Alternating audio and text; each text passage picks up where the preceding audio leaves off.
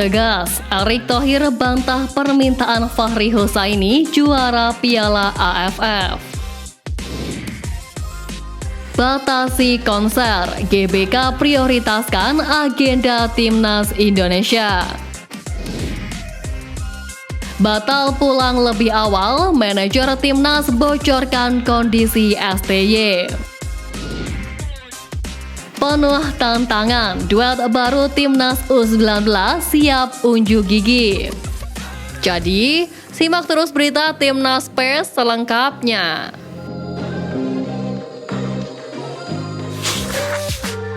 Tegas, Erick Thohir bantah permintaan Fahri Husaini juara Piala AFF.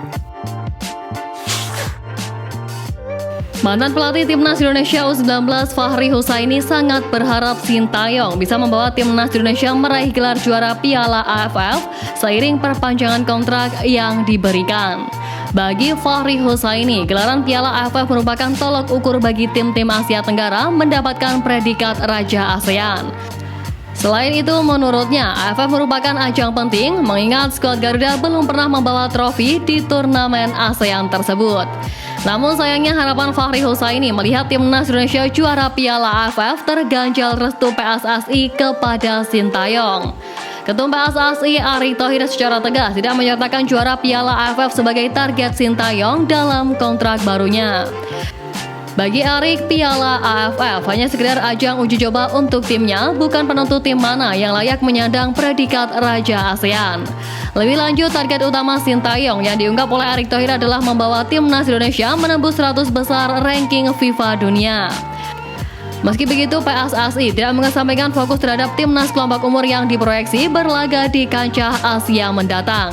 Saat ini Timnas Indonesia di bawah asuhan Sintayong akan melakoni babak ketiga kualifikasi Piala Dunia 2026 yang juga berdekatan dengan jadwal Piala AFF 2024.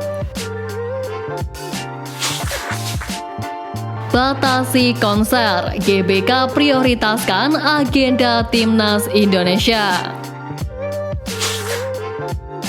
Sebelumnya, kualitas rumput SUGBK mendapat kritik tajam saat digunakan pada dua laga putaran ketiga melawan Irak dan Filipina Juni kemarin.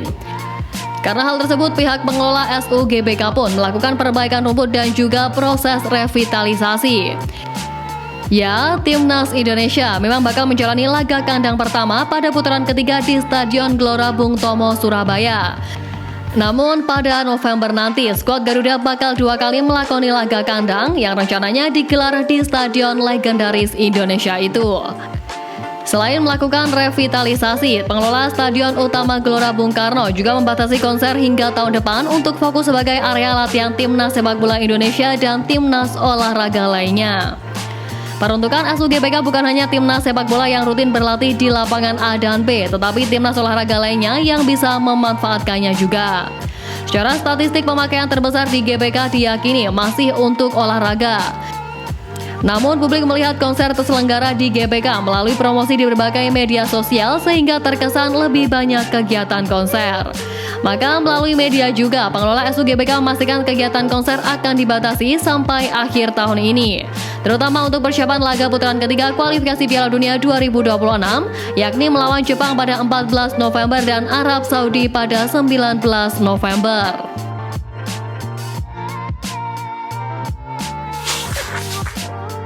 Batal pulang lebih awal, manajer Timnas bocorkan kondisi STY.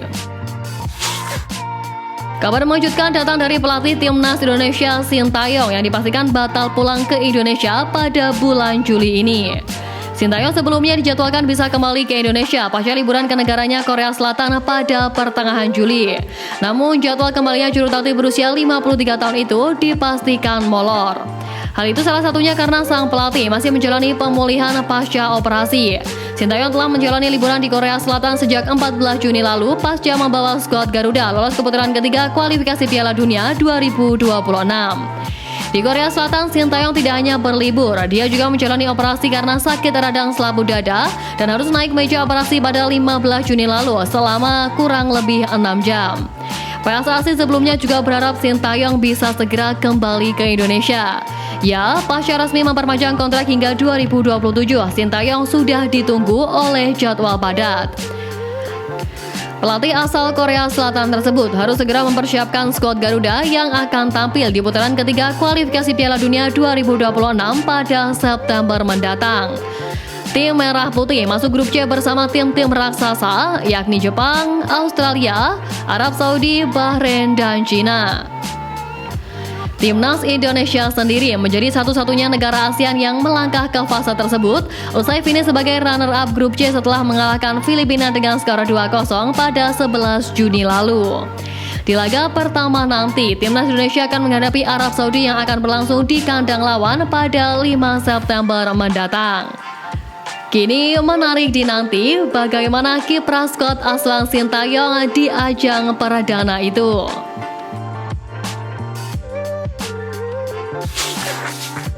Penuh tantangan, duet baru Timnas U19 siap unjuk gigi. Timnas Indonesia U19 bakal tampil di Piala AFF U19 2024 yang akan diselenggarakan di Surabaya pada bulan ini. Skuad Garuda Nusantara sudah berkumpul sejak bulan Mei lalu dengan melakoni turnamen uji coba di Prancis yakni Toulon Cup 2024. Meskipun selalu menderita kekalahan dari 5 laga di Toulon Cup, selagi hanya mencetak 2 gol dan kebobolan 14 kali, itu menjadi modal yang penting bagi pasukan Indra Syafri untuk mempersiapkan diri. Pemain keturunan Belanda Jens Reven sudah ikut serta bersama skuad Garuda Nusantara dalam ajang tersebut. Beberapa pemain diaspora lainnya seperti Maurice Mohinoke dan Tim Kuipers juga ikut serta dalam ajang tersebut. Namun hanya Reven yang bisa tampil di ajang Piala AFF U19 2024 karena sudah resmi memegang paspor warga negara Indonesia.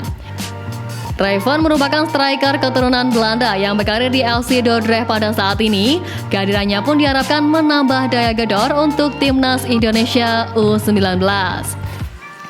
Sementara itu, Timnas Indonesia U19 juga memiliki Arhan Kakak, striker yang membintangi kiprah Timnas Indonesia U17 di Piala Dunia U17 2023 lalu.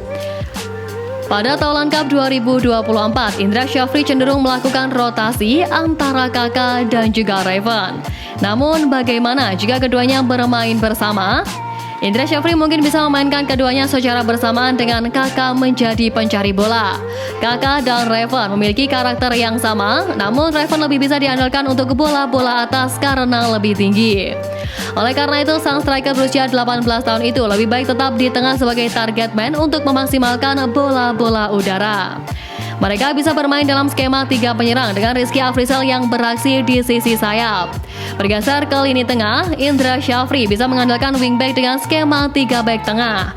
Jadi Welber Jardim bisa bermain lebih ke tengah di sisi sayap kanan. Sang pemain Sao Paulo U17 itu merupakan salah satu pemain yang berbahaya dalam skuad ini. Tak kalah berbahayanya di sisi kiri, Doni Tripamungkas bakal menjadi andalan. Dan pengalamannya bermain bersama tim senior Persija Jakarta bisa menjadi keuntungan. Di lini tengah, 2 posisi akan diperebutkan oleh 3 pemain, yaitu Vigo Dennis, Jidabin, dan Tony Firmansyah.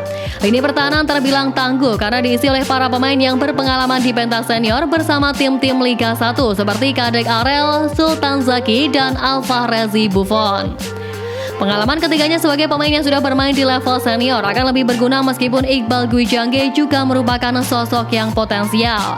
Di bawah mister gawang Ikram Al-Ghifari nampaknya akan mempertahankan posisinya menyusul performa apiknya selama Piala Dunia U17 2023.